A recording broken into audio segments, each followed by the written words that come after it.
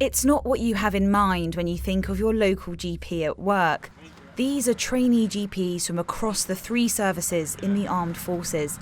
They're in Cyprus for their last bit of training before starting the job officially. So, what's the difference between a military GP and an NHS one? I've sort of developed skills and experiences over the years that I just never would have in the NHS. Do a lot of pre-hospital care, which we don't usually do as a GP. It's just fantastic. Common things within the military environment would be things like that we would associate with a younger population. So we see an awful lot of musculoskeletal injuries, we see a lot of occupationally related medicine, which is quite important for all 3 services. So I'd say probably those 2 are our most important and most common things that we see. We're often working out of our sick bay on board or our medbergens, and that means you've got very, very limited kit. We have to protect ourselves, we have to protect our patients. So yes, you will see a doctor with a rifle, with a pistol, but that is for protection of ourselves and our patients. I think there's a lot of differences and a lot of additional things that will be asked of a military GP in terms of delivering high quality clinical care.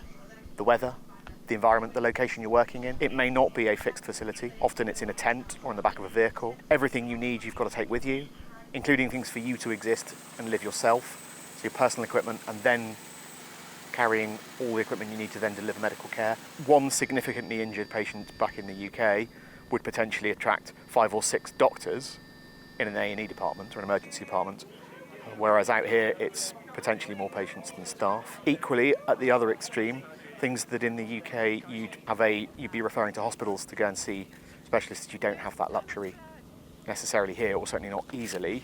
There are around 500 GPs in defence. Every year, 20 to 30 trainees will join the pool. Coming out to Cyprus makes this a more realistic training exercise for the trainee GPs, being sent to a foreign environment in a testing climate, not knowing what casualties they'll be facing. People often associate military medicine with trauma, but another aspect they need to train for are humanitarian crises, such as this migrant landing scenario, something that is familiar to the British bases in Cyprus. We need to be thinking about children, we need to be thinking about the elderly with other conditions going on, we need to be thinking about the exposure that they've had, and we need to teach them that sometimes people are scared of those in uniform. So I've been coaching them that the child isn't going to react until they take their hat and glasses off and make eye contact and try and talk, rather than just looking at the numbers, which we sometimes do in trauma serials. A lot of these trainees will be going to high readiness military units, meaning they could, at very short notice, find themselves deployed on operations around the world.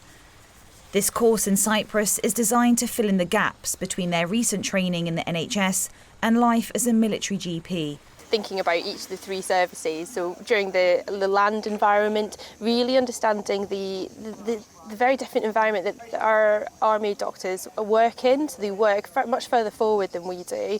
They get exposed to regular deployments, working in small teams, out at sea, so thinking of very constrained environments, trying to remove casualties, and actually how do you functionally treat those patients when you come across a problem. I think my preferred serial was the air serial that we did, where we worked within the helicopter airframes, particularly loading casualties and being flown around by some very skilled RAF pilots and having to do some treatment on those casualties while being thrown around the cab. I think all of us collectively have come away from this last week, particularly on the exercise phase of the collective serial, feeling much more confident in our abilities to deal with working in austere environments, working in heat, working alongside various services. Overall, I think it's left us all feeling much more confident in our ability to deploy when required.